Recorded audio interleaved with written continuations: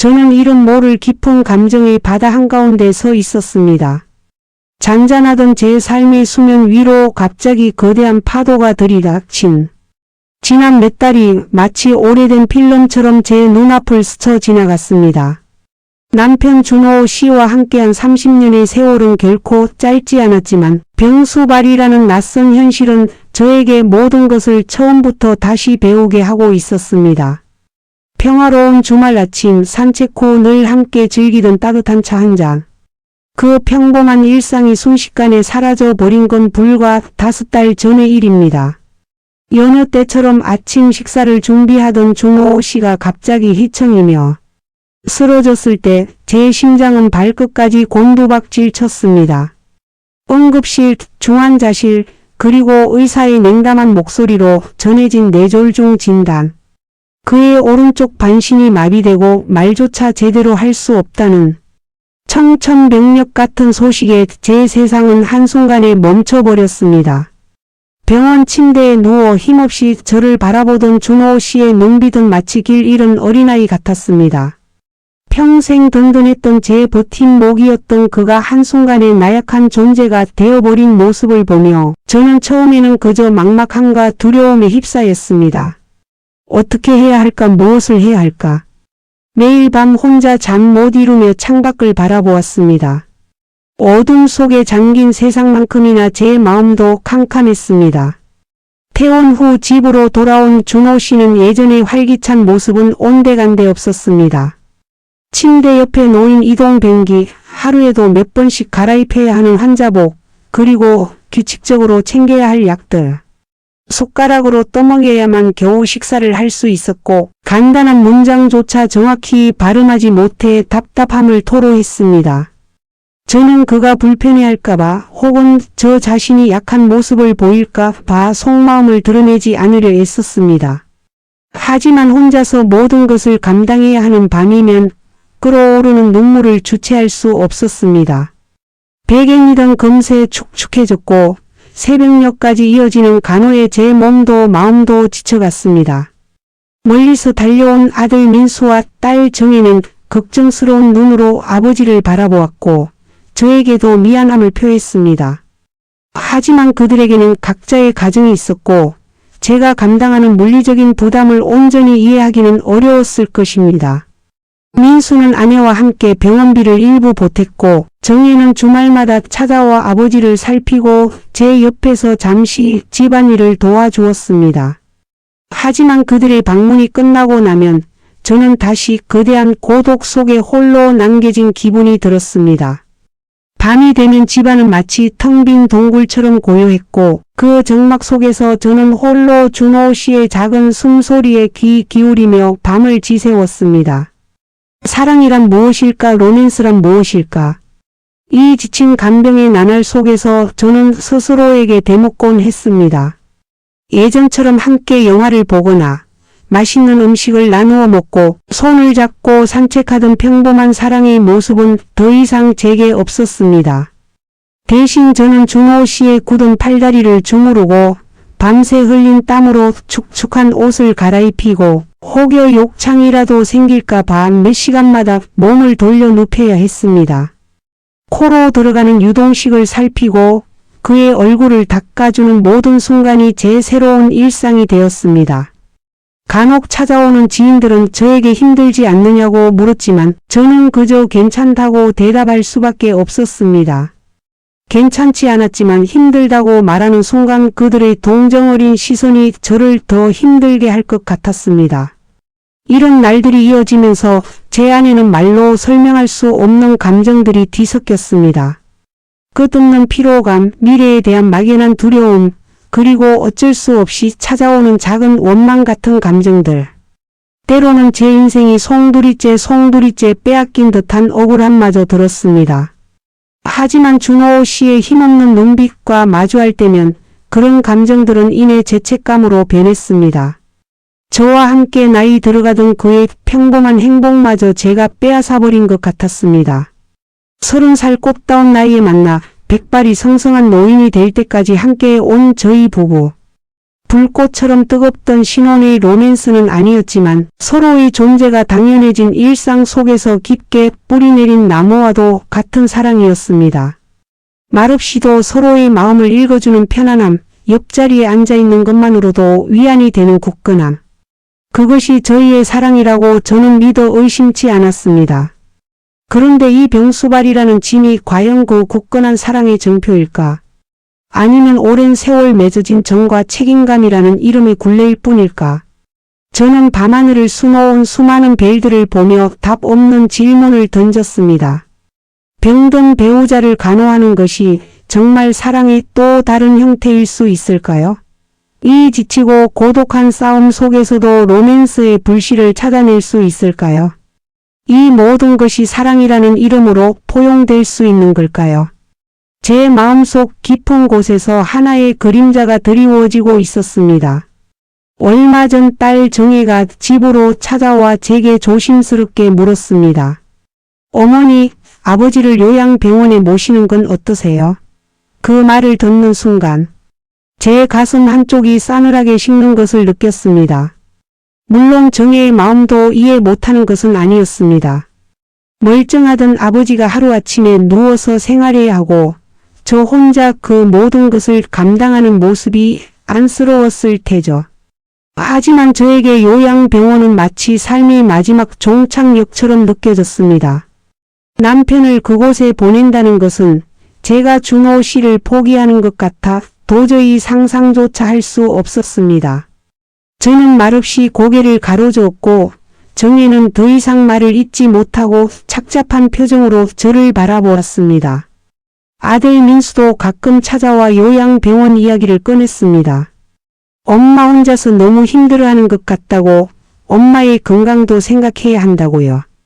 민수가 가져온 자료에는 시설 좋고 깨끗한 요양병원들의 사진이 빼곡했습니다. 그러나 제 눈에는 그저 차갑고 무감각한 공간으로만 보였습니다. 잊고 지낸 제 옛 꿈들이 불현듯 떠올라 제 마음을 더욱 아프게 했습니다. 학창시절 저는 선생님이 되고 싶었습니다. 아이들을 가르치고 제가 가진 지식을 나누며 살고 싶었죠. 하지만 결혼과 함께 제 꿈은 자연스레 접어두어야 했습니다. 그 시절에는 대부분의 여성이 그랬으니까요. 남편을 뒷바라지하고 아이들을 키우는 것이 제 가장 중요한 역할이라고 믿었습니다. 지난 세월 동안 저는 그 역할에 충실하고자 노력했습니다. 지금도 그 마음은 변치 않았습니다. 하지만 가끔은 이렇게 저 자신의 존재가 흐릿해지는 것 같아 두려움에 휩싸이곤 했습니다. 창밖의 풍경은 계절의 변화를 알렸지만 제 일상은 늘 같은 패턴으로 흘러갔습니다. 매일 아침 준호 씨의 대소변을 처리하고 몸을 닦아주고 식사를 챙기고 약을 먹이는 일. 온몸의 근육통과 만성적인 피로는 이제 제 몸의 일부가 되어버린 듯 했습니다.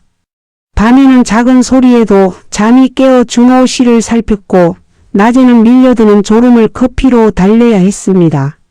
지쳐 잠든 제 옆에서 준호 씨가 조용히 흐느끼는 소리를 들은 날도 있었습니다. 힘없이 눈물을 흘리며 저를 바라보는 그의 눈빛 속에는 죄책감과 절망 그리고 미안함이 가득 담겨 있었습니다. 그 모습을 보면 제 안의 모든 원망은 눈 녹듯 사라지고 오직 안타까움과 애틋함만이 남았습니다. 그의 아픔이 곧 저의 아픔이었습니다. 그의 눈물은 제 가슴에 깊은 울림을 주었고 저를 더 단단하게 만들었습니다. 처음에는 막막하기만 했던 이 간병의 길이 이제는 준호 씨와 저를 묶어주는 끈이라는 생각이 들기 시작했습니다. 그의 옆에서 하루를 시작하고 그의 작은 움직임 하나하나에 귀 기울이는 시간이 비록 힘들지라도 이것이 바로 제가 그에게 줄 수 있는 유일한 사랑이라는 것을 깨달았습니다. 우리 부부에게는 불꽃 같던 열정의 로맨스는 이제 없었지만 그 자리를 채운 것은 더 깊고 진한 헌신이라는 이름의 사랑이었습니다. 서로의 상처를 보듬고 서로의 약점을 끌어안는 포용이 바로 이 시대의 로맨스가 아닐까. 그런 생각이 들자 캄캄했던 제 마음에 한 줄기 빛이 스며들기 시작했습니다. 어느 날 아침 준호 씨는 제 손을 꼭 잡고 작은 목소리로 말했습니다.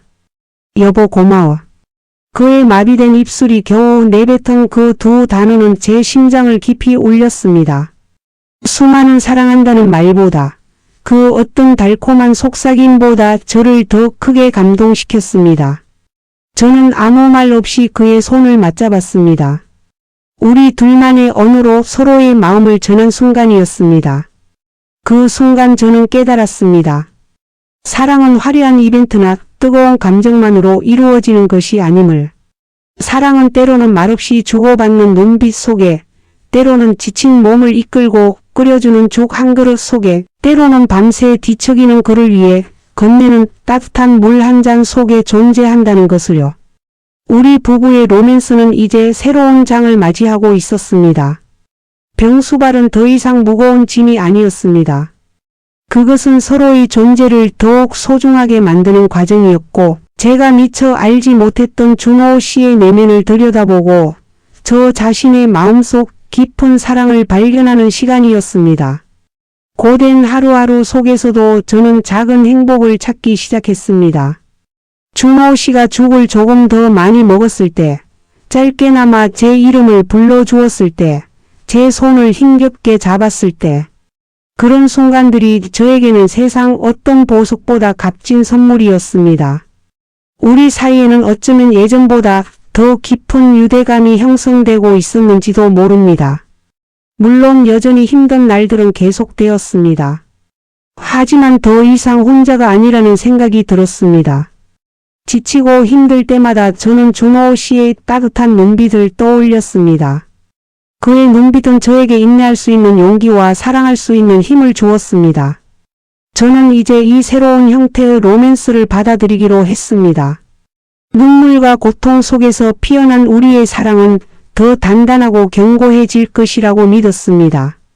앞으로 어떤 어려움이 닥쳐오더라도 우리는 함께 헤쳐나갈 수 있을 것이라는 확신이 제 안에 자리 잡았습니다. 이 새로운 사랑은 제 인생의 후반부를 아름답게 채워줄 것이라 믿었습니다. 저는 매일 아침 떠오르는 해를 바라보며 새로운 다짐을 했습니다.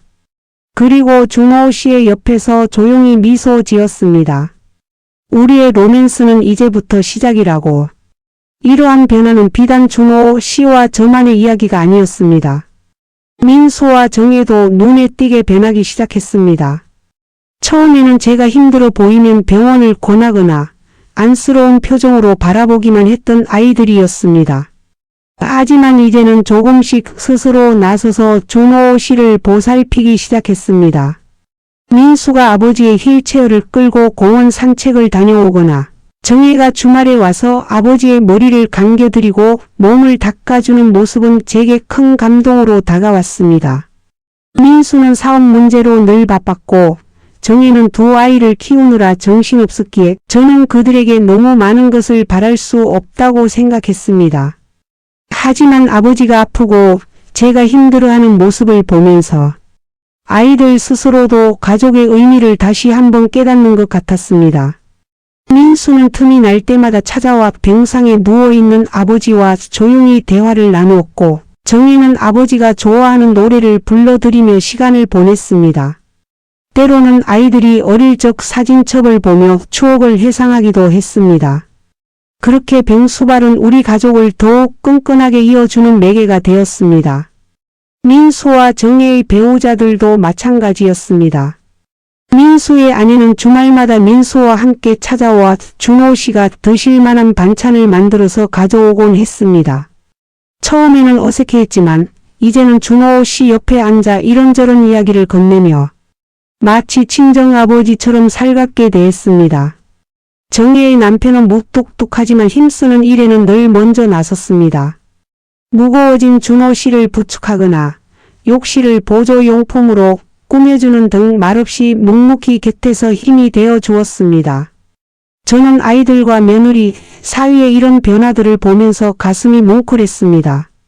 병수발이 비록 저의 지친 몸을 요구했지만 그 대신 얻은 것은 헤아릴 수 없는 가족의 사랑과 유대감이었기 때문입니다. 때로는 준호 씨의 옛 친구들이 병문안을 오기도 했습니다. 그 중에서도 영철 씨는 가장 자주 방문하는 친구였습니다. 영철 씨는 준호 씨와 젊은 시절부터 사업을 함께하며 희로애락을 나눈 오랜 벗입니다. 그는 침묵 속에서도 준호 씨 옆을 지키며 지난 추억을 이야기해주곤 했습니다. 기억이 희미해진 준호 씨가 영철 씨의 이야기를 들으며 희미한 미소를 지을 때면 제 마음도 덩달아 따뜻해지곤 했습니다. 영철 씨는 준호 씨가 입원해 있는 동안 제가 보지 못했던 그의 다른 면모들을 이야기해 주었습니다. 예를 들어 준호 씨가 과거에 영철 씨의 어려운 시절을 말없이 도와주었던 일이나 제 생일 선물을 고르기 위해 몇 날 며칠을 고민했던 일등을 들려주었습니다. 그의 이야기는 저에게 준호 씨를 다시 한번 새롭게 이해하는 계기가 되어 주었습니다.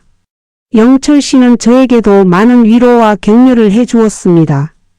때로는 준호 씨의 상태에 대해 저보다 더 객관적인 시선으로 조언을 해주기도 했습니다. 어머니, 준호는 혼자 감당하는 병이 아닙니다. 가족과 친구들이 함께 짊어져야 할 짐이죠. 그의 말은 제 마음에 깊이 와닿았습니다. 병수발은 저 혼자만의 싸움이 아니라 우리 모두의 싸움이라는 것을 깨달았습니다. 영철 씨와 저는 때때로 함께 준호 씨를 보살피며 긴 시간 대화를 나누기도 했습니다. 그는 제가 느끼는 외로움과 고독감을 진심으로 이해해 주었고 덕분에 저는 속마음을 털어놓을 수 있는 소중한 친구를 얻게 되었습니다. 그러던 어느 날 작은 아들 민규가 찾아왔습니다. 민규는 오랫동안 연락이 끊겨 지내던 아이였습니다. 어릴 적부터 반항적이고 자유분방했던 민규는 대학을 졸업한 후 자신의 꿈을 찾아 해외로 떠났습니다. 처음에는 1년에 몇 번씩 연락을 해왔지만 어느 순간부터는 안부 전화조차 뜸해졌습니다. 저는 민규에게 많이 서운했고 한편으로는 걱정도 많았습니다. 그런 민규가 연락도 없이 갑자기 집 문을 열고 들어섰을 때 저는 깜짝 놀라 할 말을 잃었습니다. 그는 이전보다 훨씬 성숙해진 모습으로 제 앞에 서 있었습니다. 길게 자란 머리와 덥수룩한 수염은 그가 해외에서 얼마나 고생했을지 짐작게 했습니다. 민규는 준호 씨의 병실로 곧장 향했습니다. 그리고 침대에 누워있는 아버지의 앙상한 손을 말없이 잡았습니다. 그 작은 손짓에서 저는 민규의 오랜 그리움과 후회를 느낄 수 있었습니다. 그는 한참을 그렇게 아버지 옆에 서 있다가 저에게 다가와 처음으로 진심 어린 사과의 말을 건넸습니다. 엄마, 죄송합니다. 제가 너무 불효했습니다. 그 한마디에 저는 억눌렸던 감정이 폭발하는 것을 느꼈습니다. 뜨거운 눈물이 본물 터지듯 쏟아져 내렸고 민규는 저를 꼭 안아주었습니다. 오랜 시간 동안 제가 혼자 짊어지고 있던 외로움과 걱정이 그 포옹 속에서 모두 녹아내리는 듯 했습니다. 그날 이후 민규는 놀랍도록 변했습니다. 그는 아버지를 간호하는 일에 적극적으로 참여했고 저희 옆에서 밤샘 간호를 돕기도 했습니다. 외국에서 배운 마사지 기술로 아버지의 굳은 몸을 정성껏 주무르기도 했습니다. 그의 손길은 어떤 전문가의 손길보다도 부드럽고 따뜻했습니다. 민규는 준호 씨에게 매일같이 책을 읽어주거나 아버지가 젊은 시절 즐겨 들으셨던 올드팝을 틀어주곤 했습니다. 준호 씨의 얼굴에는 조금씩 활기가 돌기 시작했고 눈빛도 이전보다 훨씬 생기를 찾았습니다. 우리 가족은 병수발을 통해 서로의 진정한 의미를 깨닫는 과정에 있었습니다. 고통스러운 순간 속에서 우리는 사랑이 얼마나 다양한 형태로 존재할 수 있는지 배웠습니다. 병수발은 더 이상 개인의 희생이 아니라 가족 구성원 모두가 함께 나누고 성장하는 공동의 여정이었습니다. 이 여정을 통해 우리는 서로에게 깊이 감사하고 이전보다 더 뜨겁게 사랑하는 법을 배우고 있었습니다. 저는 매일매일 이 기적 같은 변화에 감동하며 준호 씨와 함께하는 매 순간이 우리 가족에게는 로맨스라는 것을 깨달았습니다. 진정한 로맨스는 굳건한 믿음과 헌신 그리고 끝없는 포용 속에서 피어난다는 것을요. 민규의 합류는 제 삶과 준호 씨의 투병 생활에 예상치 못한 활력을 불어넣어 주었습니다. 그동안 제가 혼자서 짊어지던 짐이 여러 사람의 어깨로 분산되면서 저도 모르게 지쳐있던 몸과 마음의 여유가 찾아왔습니다. 민규는 해외에서 오랜 시간 홀로 생활하며 다양한 경험을 한 덕분에 긍정적이고 실용적인 태도로 우리 가족을 이끌어 주었습니다. 그는 요양원 입소에 대한 가족들의 상반된 의견을 조율하며 모두가 만족할 수 있는 새로운 대안을 제시했습니다. 어머니, 아버지가 집에서 지내시는 게 가장 좋다는 건 저도 잘 압니다. 하지만 어머니 혼자서 모든 걸 감당하시는 건 너무 무리예요. 저희 형제들이 다 같이 번갈아 간호하는 것도 현실적으로 어렵고요. 민규는 모두가 모인 자리에서 차분하게 말했습니다. 제가 알아본 바로는 낮 동안만이라도 아버지가 재활치료와 돌봄을 받을 수 있는 주간보호센터가 있습니다. 이곳에서 체계적인 관리를 받으시면 어머니의 부담도 덜고 아버지의 회복에도 훨씬 도움이 될 거예요. 처음에는 저도 반신반의했습니다. 다시 준호 씨를 집 밖으로 보내야 한다는 생각에 불안한 마음이 앞섰습니다. 하지만 민규는 직접 여러 주간 보호센터를 발품 팔아다니며 자료를 수집했고 시설과 프로그램, 의료진의 전문성 등을 꼼꼼히 비교해서 제게 보여주었습니다. 가장 마음에 드는 곳은 자연 속에 위치한 곳으로 물리치료는 물론 미술치료, 음악치료 등 다양한 재활 프로그램을 운영하고 있었습니다.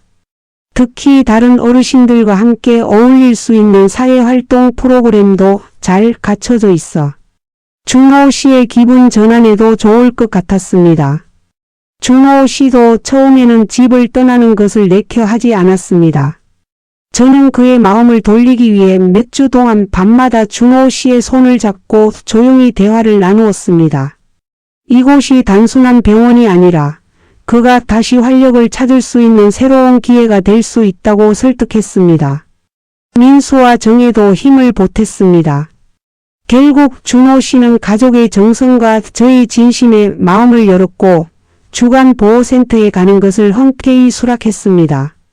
주간보호센터에서 처음 돌아오던 날 준호 씨의 얼굴에는 희미한 미소가 걸려 있었습니다. 저녁 식탁에 둘러앉아 그날 있었던 일들을 제잘그리는 아이들의 모습과 그 이야기들을 귀 기울여 듣는 준호 씨의 모습은 오랜만에 찾아온 평화였습니다. 그는 센터에서 그림을 그렸다는 작은 스케치북을 보여주었습니다. 서툰 손으로 그려진 해바라기는 어설펐지만 그 그림 속에는 희망이라는 메시지가 담겨 있는 것 같았습니다.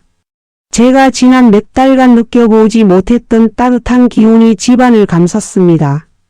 민규는 준호 씨가 센터에 있는 동안에도 마냥 쉬지 않았습니다.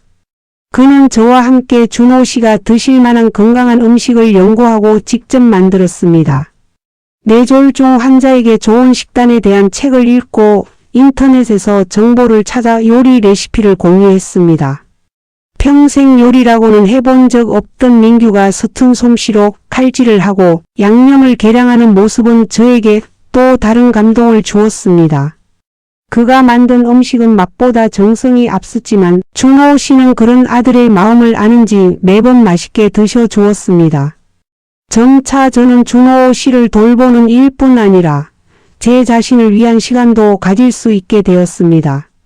준호 씨가 센터에 있는 동안 저는 오랜만에 봉사활동을 다시 시작했습니다.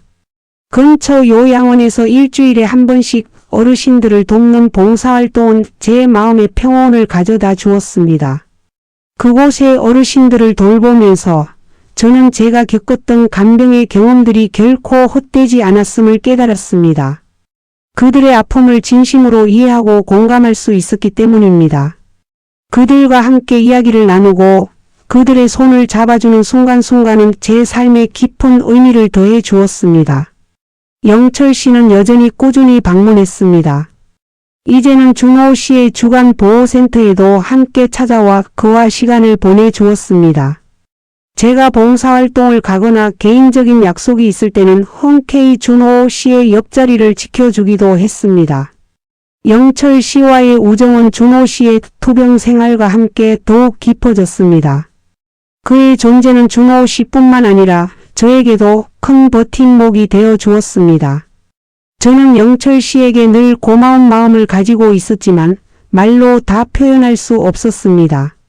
그저 그가 준호 씨의 옆에서 웃고 이야기할 때마다 저도 모르게 미소를 지었습니다. 사랑의 형태는 참으로 다양하다는 것을 이 모든 경험들을 통해 깨닫게 되었습니다. 불륜이라는 아픈 그림자가 드리워진 관계 속에서도 진정한 이해와 용서를 찾아가는 과정. 자식들 간의 오랜 오해와 불신이 부모의 아픔을 통해 치유되는 과정. 부부 간의 로맨스가 병수발이라는 헌신과 포용으로 새로운 깊이를 찾아가는 과정.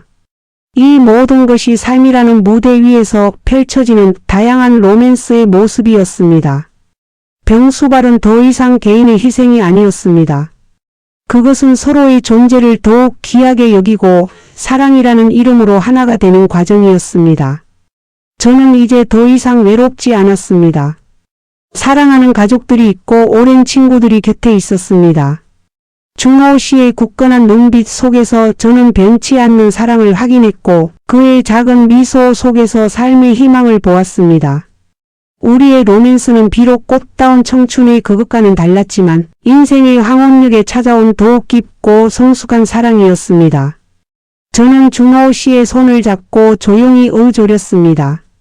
여보 고마워요. 그리고 사랑합니다. 이 새로운 시작은 우리 가족에게 잊을 수 없는 가장 아름다운 로맨스가 될 것이라는 확신이 들었습니다. 민규가 주간 보호센터에 대해 이야기하고 제가 봉사활동을 다시 시작하면서 집안에는 서서히 활기가 돌아오기 시작했습니다. 준호 씨가 센터에 가는 날이면 집은 일시적으로 고요해졌지만 그 고요함은 이전에 제가 느꼈던 막막하고 암울한 고독과는 달랐습니다. 그 시간은 제 자신을 돌보고 재충전하며 저의 꿈을 다시금 돌아보는 소중한 시간이 되었습니다. 제가 다시 그림을 그리기 시작한 것도 그 무렵입니다. 젊은 시절 저는 수채화를 전공하며 작은 전시회에도 참여할 정도로 그림에 대한 열정이 있었습니다. 하지만 결혼과 육아, 그리고 생활의 무게에 짓눌려 붓을 놓은 지는 이미 오래였습니다. 민규가 해외에서 저에게 보내준 풍경화 한 점이 제 마음을 움직였습니다. 그 그림은 제주도의 푸른 바다를 담고 있었고 제 가슴 속 깊은 곳에 잠들어 있던 예술혼을 깨우는 듯 했습니다. 저는 동네 문화센터에서 수채화 강좌를 다시 등록했고 매주 한 번씩 잊었던 붓을 다시 잡았습니다. 처음에는 굳어버린 손가락과 흐려진 시력 때문에 마음처럼 그림이 그려지지 않아 좌절하기도 했습니다. 하지만 선생님의 친절한 가르침과 함께 그림을 그리는 동안 저는 온전히 저 자신에게 몰입할 수 있었습니다. 팔레트 위에서 물감이 섞이는 소리, 붓 끝에서 종이 위로 스며드는 색깔들의 조화. 그 모든 순간이 저에게는 치유의 과정이자 행복이었습니다. 제가 그린 그림들을 준호 씨에게 보여주면 그의 얼굴에는 항상 희미한 미소가 피어올랐습니다. 그 미소는 어떤 찬사보다 저에게 큰 용기와 격려가 되어 주었습니다. 어느 날은 정혜가 주간 보호센터에 있는 아버지에게 가보자고 했습니다. 마침 센터에서 어르신들을 위한 가족 참여 프로그램으로 작은 발표회가 열리는 날이었습니다. 저는 준호 씨가 그런 활동에 잘 참여할 수 있을까 걱정이 앞섰습니다. 하지만 막상 가보니 준호 씨는 다른 어르신들과 함께 동요를 부르고 간단한 율동도 따라하며 활기찬 모습을 보이고 있었습니다. 그의 얼굴에는 이전에는 찾아볼 수 없었던 즐거움과 해맑은 표정이 가득했습니다. 민수와 민규, 정혜 그리고 사위와 며느리, 심지어 어린 손주들까지 모두 모여 준호 씨의 작은 발표에 열렬히 박수를 쳤습니다. 그 모습을 보며 저는 참 많은 눈물을 흘렸습니다. 지난 몇 달간의 고통과 인내, 그리고 가족 모두의 노력이 한데 어우러져 만들어낸 기적 같은 순간이었습니다. 그날 이후 준호 씨의 건강은 눈에 띄게 좋아졌습니다. 완전히 회복된 것은 아니었지만 자신의 의사를 표현하는 데 훨씬 능숙해졌고 지팡이를 짚고 짧은 거리를 스스로 걸을 수도 있게 되었습니다. 저는 준호 씨의 옆에서 매일 함께 스트레칭을 하고 손발 마사지를 해주며 그의 회복을 도왔습니다. 우리의 하루는 작은 걷기 운동과 함께 시작되었고 저녁에는 제가 그림을 그리는 동안 준호 씨는 조용히 제 옆에서 책을 읽거나 제가 틀어놓은 음악을 들으며 휴식을 취했습니다. 이제는 준호 씨를 요양병원에 보낼지에 대한 이야기는 온 가족 누구도 꺼내지 않았습니다. 오히려 준호 씨가 다시 집에 돌아와 함께 생활하는 것이 우리 가족의 일상 자체가 되었습니다. 물론 여전히 간병은 쉬운 일이 아니었습니다. 때로는 예전처럼 밤늦게까지 그를 간호해야 하는 날도 있었고 제 마음속 깊은 곳에서 피어오르는 회의감에 힘들 때도 있었습니다. 하지만 그때마다 저는 준호 씨의 눈을 바라보았습니다. 그 안에는 이제 더 이상 절망이나 미안함이 아닌 저에 대한 깊은 신뢰와 사랑이 담겨 있었습니다. 이 모든 과정을 통해 우리 가족은 진정한 의미의 로맨스를 찾아가는 여정을 완성했습니다. 그것은 단순히 남녀 간의 애틋한 감정만을 의미하는 것이 아니었습니다. 병수발이라는 극한의 상황 속에서 서로를 이해하고 용서하고 포용하며 다시 사랑하는 법을 배우는 과정이었습니다. 오랜 시간 단절되었던 민규가 가족의 품으로 돌아왔고 민수와 정혜도 부모님에 대한 더 깊은 사랑을 깨달았습니다. 영철 씨와의 우정은 그 어떤 혈연관계보다 굳건해졌습니다. 저는 이제 당당하게 말할 수 있습니다. 병수발도 로맨스가 될 수 있다고. 아니, 오히려 병수발을 통해 피어나는 사랑이야말로 가장 깊고 진정한 로맨스일 것이라고요. 그 속에는 겉으로 보이는 화려함은 없지만 오랜 세월을 함께하며 다져진 깊은 정과 책임감, 그리고 서로를 향한 조건 없는 헌신이 담겨 있습니다. 이 모든 것이 저의 인생을 더욱 풍요롭고 의미 있게 만들어 주었습니다. 저의 이야기가 여러분에게도 작은 위로와 희망이 되었으면 좋겠습니다. 나이가 들고 몸이 아프다고 해서 사랑이 끝나는 것은 결코 아닙니다. 오히려 사랑은 새로운 형태로 우리를 찾아오고 더욱 깊고 성숙한 모습으로 우리 삶을 채워줄 것입니다. 여러분의 인생에도 이와 같은 감동과 기적의 로맨스가 항상 함께하기를 진심으로 바랍니다. 저는 오늘도 준호 씨의 손을 잡고 행복한 미소를 짓습니다. 우리의 로맨스는 오늘도 계속됩니다.